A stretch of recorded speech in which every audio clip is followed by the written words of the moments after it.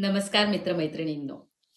तुम्ही कधी असा विचार केला आहे का, की मी दिवसभर विशेष काही काम केलेलं नाही, तरीही इतका थकवा का वाटतो? रात्री 8 तास झोप झाली, पण सकाळी उठल्यावरही मनावर जडपणा असतो. लोकांशी बोलावंसं वाटत नाही, छोट्या-छोट्या गोष्टींचा राग येतो, आवडत्या गोष्टींमध्येही आनंद वाटत नाही. जर हे तुमच्यासोबत होत असेल, तर कदाचित तुमचं शरीर नाही, तुमचं मन थकलेलं आहे. आज आपण मेंटल एक्झॉशन म्हणजेच मानसिक थकवा ओळखण्याची 10 महत्वाची लक्षणं पाहणार आहोत. हा व्हिडिओ शेवटपर्यंत नक्की पहा, कारण कदाचित तुम्हाला आज तुमच्या मनाचा आवाज ऐकू येईल. पहिलं लक्षण, काहीही करण्याची इच्छा होत नाही. आणि हा आळस नसतो. मेंटल एक्झॉशन मध्ये माणसाला काम करू शकत नाही म्हणून नाही, तर मनात ऊर्जा उरत नाही म्हणून काही करावंसं वाटत नाही. तुम्ही कधी लक्ष दिलंय का? मोबाईलवर तासनतास आपण स्क्रोल करत राहतो, पण 10 मिनिटं पुस्तक वाचायला मन तयार होत नाही. याचा अर्थ वेळ नाही असा नाही, याचा अर्थ ऊर्जा नाही. दुसरं लक्षण म्हणजे छोट्या गोष्टींचाही राग येतो. पूर्वी ज्या गोष्टी आपण सहज सोडून द्यायचो, आता त्याच गोष्टींवर मोठा राग येतो. मग त्यात मुलाने पाणी सांडलेलं असेल, किंवा कोणी दोनदा नाव घेतलं असेल, फोन वाजला असेल आणि अचानक आपण ओरडतो. साहजिकच नंतर पश्चातापही होतो. आणि लक्षात घ्या, हे तुमचं वाईट व्यक्तिमत्व नाही, हे थकलेल्या मनाचं लक्षण असू शकतं. तिसरं लक्षण म्हणजे फोन कुठे ठेवला आहे, गॅस बंद केला की नाही, कोणाला फोन करायचा होता, आता नक्की कोणतं काम करायचं होतं, हेच आठवत नाही. सतत विसरायला होतं. पूर्वी अशी चूक होत नव्हती. मानसिक थकव्यामुळे मेंदू हा सतत ओव्हरलोड झालेला असतो आणि त्याच्यामुळे स्मरणशक्तीवरही परिणाम होतो. चौथं लक्षण म्हणजे झोप येते पण शांत झोप लागत नाही. आपलं शरीर हे बेडवर असतं, पण मन अजूनही धावत असतं. उद्या काय करायचं, कोणाला काय उत्तर द्यायचं, मुले किंवा पैसे, जबाबदाऱ्या, डोळे मिटलेले असताना देखील विचार हे सुरूच असतात. आणि सकाळी उठल्यावर पुन्हा थकवा जाणवतो. पाचवं लक्षण म्हणजे प्रत्येक गोष्ट ही ओझ्यासारखी वाटते. स्वयंपाक करायचं काम असो, ऑफिसला जायचं काम असो, घर आवरायचं काम असो, एखाद्याचा फोन घेणं असेल, सगळंच जड वाटतं. कारण काम वाढलेलं नसतं, मनाची ताकद कमी झालेली असते. सहावं लक्षण म्हणजे स्वतःबद्दल नकारात्मक विचार वाढतात. मी काहीच करू शकत नाही, मी चांगली आई नाही, मी चांगला बाबा नाही, किंवा माझ्यामध्ये काहीच विशेष नाही. हे अशा प्रकारचे अनेक विचार हे आपोआप निर्माण होत नाही, अचानक निर्माण होत नाहीत.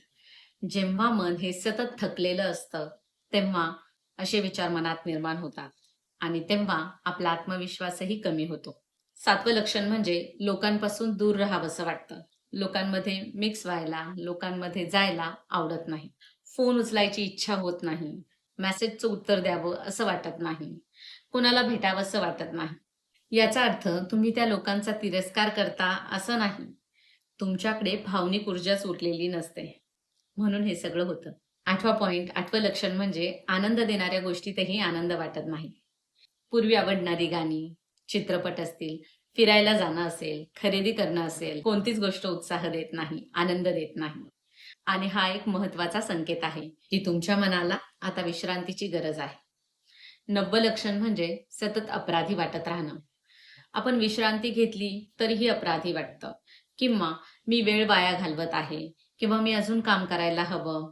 आपण आराम केला हे चुकीचं वाटायला लागतं आणि हे अनेक महिलांमध्ये खूप वेळा दिसून येतं, कारण त्यांनी स्वतःला नेहमी शेवटी ठेवण्याची सवय लावलेली असते. 10वं आणि महत्वाचं लक्षण म्हणजे कारण नसताना रडू येतं. कधी कधी काहीच कारण नसतं, पण तरी डोळ्यात पाणी येतं, मन भरून येतं आणि ढसाढसा रडावंसं वाटतं. याचा अर्थ तुम्ही कमजोर नाही, याचा अर्थ तुम्ही खूप दिवसांपासून सगळे एकटं सहन करत आहात. आता सर्वात महत्वाचा प्रश्न, जर ही लक्षणं तुमच्यामध्ये दिसत असतील, तुमच्यामध्ये असतील, तर काय करायचं? सगळ्यात आधी स्वतःला दोष देणं बंद करायचं, कारण मेंटल एक्झॉशन हा आळस नाही, ही कमजोरी नाही, तर ती तुमच्या मनाचा सिग्नल आहे आणि ते तुम्हाला सांगतंय की थोडंसं थांब, माझीही काळजी घे. म्हणून मित्रमैत्रिणींनो, दररोज फक्त 10-15 मिनिटं तरी स्वतःसाठी ठेवा. मोबाईल बाजूला ठेवा, थोडंसं चालायला जा, दीर्घ श्वास घ्या आणि जमलं तर जर्नल लिहा, म्हणजे डायरी लिहा. ज्या व्यक्तीवर विश्वास आहे तिच्याशी थोडंसं मन मोकळं करा. आणि जर हा थकवा अनेक आठवडे किंवा अनेक महिने सतत राहत असेल, तुमच्या दैनंदिन आयुष्यावर परिणाम करत असेल तर मानसिक आरोग्य तज्ज्ञांची मदत घेण्यासाठी अजिबात संकोच करू नका. मदत मागणे ही कमजोरी नसून स्वतःची काळजी घेण्याची जबाबदारी आहे. लक्षात ठेवा, आपण मोबाईलची बॅटरी 10% झाली की लगेच चार्ज करतो, पण स्वतःचं मन अनेक दिवस रिकामं झालं तरी आपण म्हणतो अजून थोडं चालेल. पण नाही, मनालाही चार्जिंगची गरज असते. स्वतःला विश्रांती देणं म्हणजे वेळ वाया घालवणं नाही, तर ती तुमच्या पुढच्या प्रवासासाठी केलेली गुंतवणूक असते. जर या आजच्या 10 लक्षणांपैकी एक जरी लक्षण तुमच्यात असेल तर आजपासून स्वतःची काळजी घ्यायला सुरुवात करा. कारण तुमचं मन निरोगी असेल तरच तुमचं आयुष्य हे खऱ्या अर्थाने सुंदर होईल. एक छोटी गोष्ट सांगते जी कदाचित तुमचं आयुष्य बदलू शकेल. मी तुम्हाला एक प्रश्न विचारते.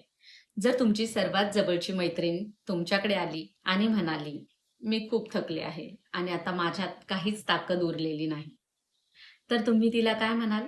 तिला तुम्ही तू आळशी आहेस असं म्हणाल का? नाही ना. तुम्ही तिला विश्रांती घे, स्वतःची काळजी घे, स्वतःला वेळ दे असंच सांगाल. पण जेव्हा हीच परिस्थिती आपल्या स्वतःवर येते तेव्हा आपण स्वतःशी कसं बोलतो? तेव्हा आपण स्वतःशी कसं वागतो? मीच कमजोर आहे, माझ्याकडूनच काही होत नाही, इतर सगळे सांभाळतात, मग मीच का कमी पडते, मीच का थकते? मित्रमैत्रिणींनो, इथेच आपण चूक करतो. आपण इतरांशी खूप प्रेमाने वागतो पण स्वतःशी मात्र कठोर वागतो. म्हणून आजपासून एक छोटा बदल करा. दररोज स्वतःला फक्त एक प्रश्न विचारा. आज मी माझ्या मनासाठी, माझ्यासाठी काय केलं? फक्त 5 मिनिटं शांत बसलात, आवडतं गाणं ऐकलत, बाल्कनीत उभं राहून चहा घेतलात, थोडंसं चाललात किंवा मन मोकळं करून लिहिलत, तरीही ते पुरेसं आहे. कारण मानसिक थकवा हा एका दिवसात निर्माण होत नाही आणि तो एका दिवसात संपतही नाही. पण दररोज घेतलेली स्वतःची छोटीशी काळजी एक दिवस तुमचं संपूर्ण आयुष्य बदलू शकते. नेहमी लक्षात ठेवा, रिकाम्या भांड्यातून पाणी देता येत नाही, तसंच थकलेल्या मनाने कायम इतरांना आनंद देता येत नाही. आणि म्हणूनच स्वतःची काळजी घेणं हा स्वार्थ नाही, तर ती तुमची जबाबदारी आहे. या व्हिडिओनंतर स्वतःला एक वचन द्या, एक प्रॉमिस करा की मी माझ्या मनाकडे दुर्लक्ष करणार नाही. कारण जगातली तुमच्यासाठी सर्वात महत्त्वाची व्यक्ती म्हणजे तुम्ही स्वतः आहात. मित्रमैत्रिणींनो, आजचा हा व्हिडिओ तुम्हाला थोडासाही उपयोगी वाटला असेल किंवा जर या 10 लक्षणांपैकी एखादं लक्षण तुम्हाला स्वतःमध्ये किंवा तुमच्या एखाद्या जवळच्या व्यक्तीमध्ये दिसत असेल तर हा व्हिडिओ इथेच थांबवू नका. तो तुमच्या आई-वडिलांना, भावंडांना, मित्रमैत्रिणींना किंवा अशा कोणालाही नक्की शेअर करा ज्यांना कदाचित मानसिक थकवा जाणवत असेल पण त्याला नाव देता येत नसेल. कधी कधी आपल्या एका शेअरमुळे एखाद्या व्यक्तीला स्वतःची काळजी घेण्याची प्रेरणा मिळू शकते. आणि जर तुम्हाला अशाच हृदयाला स्पर्श करणाऱ्या, आयुष्यात खरोखर उपयोगी पडणाऱ्या आणि सकारात्मक बदल घडवणाऱ्या मराठी व्हिडिओ पाहायला आवडत असतील तर आपल्या चॅनलला नक्की सबस्क्राईब करा आणि बेल आयकॉनही दाबा, म्हणजे पुढचा कोणताही व्हिडिओ तुमच्यापर्यंत सर्वात आधी पोहोचेल. आजचा तुमचा थोडासा वेळ माझ्यासोबत घालवल्याबद्दल मनापासून धन्यवाद.